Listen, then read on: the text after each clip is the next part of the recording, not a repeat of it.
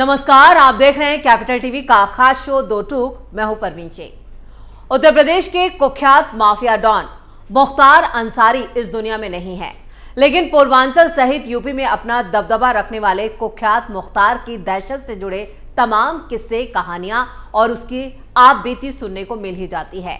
उसके मरने के बाद भी उसके जुल्मों की कहानी लोगों की जुबां पर है। इसी कड़ी में मुख्तार अंसारी के करीबियों पर भी एक बड़ा एक्शन हुआ है। ईडी ने लखनऊ एयरपोर्ट से मुख्तार अंसारी की कंपनी से जुड़े कारोबारी शादाब अहमद उर्फ डंपी को गिरफ्तार किया है। डंपी उसका पार्टनर भी था। उस पर मोबाइल टावरों के लिए डीजल सप्लाई में फर्जीवाड़े और मनी लॉन्ड्रिंग के आरोप है। तो क्या है पूरी खबर, कैसे अंसारी के करीबियों पर कस रहा है शिकंजा, सब कुछ आपको बताएंगे अपने इस खास शो में। यूपी पुलिस का तगड़ा एक्शन, मुख्तार अंसारी का पार्टनर गिरफ्तार, माफिया डाउन के खिलाफ बुलडोजर की तैयारी। माफिया मुख्तार अंसारी से जुड़ी बड़ी खबर सामने आई।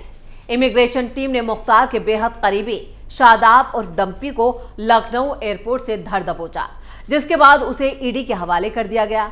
शादाब साल 2022 से दुबई में भाग गया था, जिसके बाद से ईडी को उसकी तलाश थी। जानकारी के मुताबिक मुख्तार का करीबी शादाब ही उसके कंस्ट्रक्शन कंपनी का कामकाज देख रहा है। ईडी इस कंपनी में करोड़ों के हेरफेर के मामले की जांच कर रही थी, जिसके बाद कोर्ट से उसके खिलाफ गैर जमानती वारंट जारी किया गया था। तभी से ईडी उसकी तलाश में थी।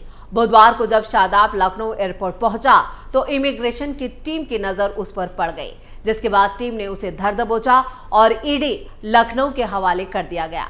ईडी की टीम ने आरोपी शादाब को कोर्ट में पेश किया, जहां से उसे 3 नवंबर तक के लिए जेल में भेज दिया गया है। ईडी अगले हफ्ते तक उसकी रिमांड लेकर पूछताछ कर रही है। बताया जा रहा है कि शादाब गाजीपुर के माफिया मुख्तार अंसारी का बेहद करीबी है और उसकी विकास कंस्ट्रक्शन कंपनी, आगाज कंपनी और 2 दूसरी कंपनियों का कामकाज वही देख रहा था। ईडी की टीम जब विकास कंस्ट्रक्शन कंपनी में करोड़ों रुपए की कमाई की जांच कर रही थी, जिसमें शादाब का नाम भी सामने आया।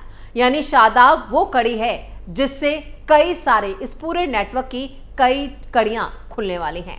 आपको बता दें, इज्जत में कई विपक्षी नेता भी जो है वो आ सकते हैं, क्योंकि लगातार शादाब से पूछताछ की जा रही है और शादाब की गिरफ्तारी से सियासी गलियारों में भी हड़कंप मचा है। सियासतदान जो अब तक बीजेपी पर सवाल उठा रहे थे, सीएम योगी पर सवाल उठा रहे थे, उनकी कार्यशैली पर सवाल उठा रहे थे, अब वो खुद सवालों के घेरे में है। सबसे ज्यादा जो हड़कंप मचा है वो समाजवादी पार्टी में मचा है, क्योंकि समाजवादी पार्टी के कई नेता शादाब से जुड़े थे और हवाला के जरिए करोड़ों रुपए समाजवादी पार्टी के फंड में आ रहे थे। अब सवाल ये उठता है कि शादाब की गिरफ्तारी के बाद कौन कौन से नेता जो हैं वो ईडी के शिकंजे में फंस सकते हैं। 2022 में दुबई भाग गया था आरोपी। ईडी की टीम ने जब उससे पूछताछ करनी चाही तो वो जांच में शामिल नहीं हुआ। कई बार डंपी को नोटिस भेजने के बाद भी उसकी तरफ से कोई जवाब नहीं आया। इस बीच साल 2022 में शादाब दुबई भाग गया था, जिसके बाद ईडी की मांग पर कोर्ट ने उसके खिलाफ गैर जमानती वारंट जारी कर दिया था, जिसके बाद से वो फरार चल रहा था। जानकारी के मुताबिक शादाब बीएसएनएल डीजल घोटाले का भी मास्टरमाइंड है। वह आईएल गिरोह 191 गैंग का प्रमुख सदस्य है। उसने विकास कंस्ट्रक्शन के नाम पर बीएसएनएल टावरों को डीजल आपूर्ति का ठेका जबरन हासिल किया था। 3 साल से दुबई में क्यों छिपा था डंपी? बीएसएनएल टावर डीजल घोटाले के मास्टरमाइंड शादाब अहमद उर्फ डंपी को ईडी ने बुधवार को ही लखनऊ से गिरफ्तार कर लिया था। वो माफिया मुख्तार अंसारी का करीबी तो था ही, जिससे कई जो राज हैं वो खुल सकते हैं। 3 साल से दुबई में रह रहे डंपी के खिलाफ मनी लॉन्ड्रिंग केस में गैर जमानती वारंट लंबे वक्त से जारी था। ईडी कोर्ट से उसकी न्यायिक हिरासत हासिल कर चुकी है और लगातार उससे पूछताछ हो रही है। डंपी की गिरफ्तारी से घोटाले के कई बड़े राज जो है वो सामने आ सकते हैं, जिसमें पूर्वांचल के कई प्रभावशाली लोगों की भूमिका शामिल है। ईडी की जांच के मुताबिक 2019 से चली आ रही इस कार्रवाई में बीएसएनएल के मोबाइल टावरों के लिए डीजल सप्लाई में बड़े पैमाने पर हेराफेरी सामने आई। मुख्तार अंसारी की कंस्ट्रक्शन कंपनियां विकास कंस्ट्रक्शन और आगाज प्रोजेक्ट के नाम पर जबरन ठेके हासिल किए गए। गाजीपुर के ही डंपी इन कंपनियों का संचालन यानी इसकी देखरेख कर रहा था, इसको मैनेज कर रहा था और सारी बागडोर इन कंपनियों की इसी के हाथ में थी। आरोप है कि बलिया, मऊ, जौनपुर, आजमगढ़ और वाराणसी जैसे जिलों में सैकड़ों टावरों की डीजल आपूर्ति का नेटवर्क भी डंपी के ही कंट्रोल में था। मुख्तार के नाम की धौंस जमाकर दूरसंचार विभाग पर इसने पकड़ बनाई।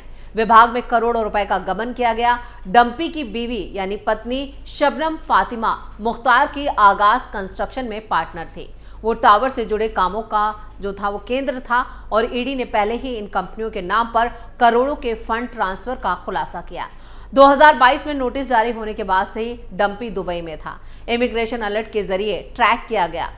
मुंबई होते हुए लखनऊ लौटते ही आप्रवासन टीम के हिरासत में उसे लिया गया और ईडी को सौंप दिया गया। गिरफ्तारी के बाद डंपी को लखनऊ जेल भेजा गया है, जहां वो IS 191 गैंग के दूसरे सदस्यों के संपर्क में था। अब यकीन मानिए कि जो ये IS गैंग 191 है, इसके भी कई बड़े राज जांच एजेंसियां खोल चुकी हैं और इसमें कई सफेद पोश भी फंसते हुए नजर आ रहे हैं। पिता नफीज अहमद सभासद हैं। गाजीपुर के बरबाहाना का रहने वाला डंपी मूल रूप से मेडिकल स्टोर चलाता था। उसके पिता नफीज अहमद नगर पालिका के वार्ड 19 के सभासद हैं। मुख्तार से जुड़ने के बाद डंपी ने आलीशान जीवन जिया, यानी एक लेविश लाइफ वो जी रहा था। दुबई से लौटकर वो अपने पिता के घर और दूसरे ठिकानों पर छिपा रहा। गैंग के जो दूसरे सदस्य थे उनसे भी वो मिलकर छुपता छिपाता मिलता था और अपनी मीटिंग भी करता था। ईडी का कहना है कि पूछताछ में दिल्ली यात्रा का मकसद और दूसरे आरोपियों की भूमिका सामने आई है। इससे मुख्तार गैंग की अवैध संपत्तियों पर भी गैंगस्टर एक्ट के तहत कार्रवाई तेज हो सकती है। ये गिरफ्तारी मुख्तार अंसारी के साम्राज्य पर एक और बड़ा झटका या कहीं एक बड़ा प्रहार है। ईडी ने पहले उसके बेटे अब्बास, भाई अफजाल और दूसरे रिश्तेदारों को भी गिरफ्तार किया था। पूर्वांचल में डीजल घोटाले ने सनसनी फैला दी थी। लोगों का तो यहां तक कहना था कि माफिया सिस्टम यानी माफिया तंत्र ने सरकारी योजनाओं को जमकर लूटा। ईडी अधिकारी ने यह जानकारी दी कि जांच जारी है और डंपी के बयानों से इस पूरे मामले में नया मोड़ आ सकता है। परिवार वालों ने गिरफ्तारी पर चुप्पी साध रखी है, लेकिन राजनीतिक हलकों में हड़कंप मचा है क्योंकि कई समाजवादी पार्टी के नेता इस पूरे मामले में फंसते नजर आ रहे हैं। जांच से नेताओं की बढ़ेगी मुश्किल। डंपी की गिरफ्तारी के बाद जांच एजेंसियां पूरे नेटवर्क की तहकीकात में जुटी हैं। पुलिस सूत्रों का दावा है कि उसके पास गैंग की फंडिंग, नेटवर्किंग और राजनीतिक कनेक्शन की पूरी जानकारी है। जिन नामों पर अब सवाल उठ रहे हैं उनमें अभय खंड राय, अंगत राय, पूर्व सांसद अतुल राय, विधायक अभय सिंह और मुख्तार के बेटे अब्बास अंसारी तक शामिल है। एक सीनियर अधिकारी ने कहा है कि अगर डंपी सच बोल देता है तो मुख्तार अंसारी सिंडिकेट की आर्थिक रीढ़ पूरी तरह से टूट जाएगी। मुख्तार अंसारी का भाई खुद अफजाल अंसारी भी राजनीति में है। ऐसे में जहां राजनीति की बड़ी पैठ है, उस पर भी ये एक बड़ी चोट है। ईडी और गैंगस्टर एक्ट की लटकी तलवार। जांच एजेंसियों का ध्यान अब डंपी के बताए गुप्त ठिकानों, संपत्तियों, फार्म हाउस और होटलों पर है। माना जा रहा है कि प्रवर्तन निदेशालय यानी ईडी मनी लॉन्ड्रिंग के एंगल से केस में एंट्री कर सकता है। एसआईटी के सूत्रों के मुताबिक ये गिरफ्तारी सिर्फ शुरुआत है। आगे कई राजनेता, कारोबारी और माफिया सरगना गिरफ्त में आ सकते हैं। योगी सरकार की माफिया विरोधी मुहिम को ये गिरफ्तारी नई गति देने वाली मानी जा रही है। सीएम योगी का बड़ा धमाका। इधर डालीबाग के मच अवेटेड सरदार वल्लभ भाई पटेल के आवासीय योजना के भवनों की लॉटरी की तारीखें भी घोषित कर दी गई हैं। ये लॉटरी 10 और 11 नवंबर को आयोजित की जाएगी। लखनऊ विकास प्राधिकरण के उपाध्यक्ष प्रथमेश कुमार ने यह आदेश जारी कर दिया है। लॉटरी का आयोजन इंदिरा गांधी प्रतिष्ठान में किया जाएगा। आपको बता दें कि जो पूरा आवासीय ये योजना जो बनाए के तैयार की गई है, जहां पे ये फ्लैट की लॉटरी निकाली जा रही है, ये पूरी जगह जो है वो मुख्तार अंसारी की थी। उसने जबरन इस पर कब्जा कर रखा था और योगी सरकार ने ही इस जबरन मुक्त करवाया था और अब वहां पर फ्लैट बनाकर तैयार कर दिए गए हैं। ये योजना डालीबाग में माफिया मुख्तार अंसारी के अवैध कब्जे से खाली कराई गई 2314 वर्ग मीटर जमीन पर एलडीए की लॉन्च की गई योजना है, जिसमें ग्राउंड प्लस 3 स्ट्रक्चर के 3 ब्लॉक में कुल 72 फ्लैट्स बनाए गए हैं, जिसमें हर फ्लैट का जो क्षेत्रफल है वो 36.65 वर्ग मीटर है। इसे EWS श्रेणी का भवन है, जिनकी कीमत 10,70,000 रुपए रखी गई है। योजना की लोकेशन काफी प्राइम लोकेशन है। ये 20 मीटर चौड़ी बंधा रोड पर है और बालू अड्डा, 1090 चौराहा, नरही, सिकंदराबाद, हजरतगंज महज मतलब 10 मिनट की दूरी पर है। अब ये यकीन मानिए जो पूरा जो हाईवे है उससे लगता हुआ ये पूरा इलाका है। इतनी प्राइम लोकेशन और करोड़ों की जमीन पर मुख्तार अंसारी ने कब्जा कर रखा था। सरदार वल्लभ भाई पटेल योजना में स्वच्छ जल और विद्युत की आपूर्ति है, सुरक्षा व्यवस्था और 2 पहिया वाहनों के लिए भी पार्किंग की व्यवस्था की गई है। एलडीए के अपर सचिव सीपी त्रिपाठी ने यह जानकारी दी कि योजना के जो इमारत है, जो फ्लैट है, उनकी ऑनलाइन रजिस्ट्रेशन 4 अक्टूबर 2025 से खोल दिया गया था, जो 3 नवंबर 2025 तक रहा और इसमें लोगों ने एलडीए की वेबसाइट के जरिए ही अपना रजिस्ट्रेशन कराया था और इमारत के जो अनुमानित जो कीमत है वो 5% रकम बतौर रजिस्ट्रेशन जमा करानी थी और बाकी आरक्षित वर्ग के लिए 2.5% रखी गई थी।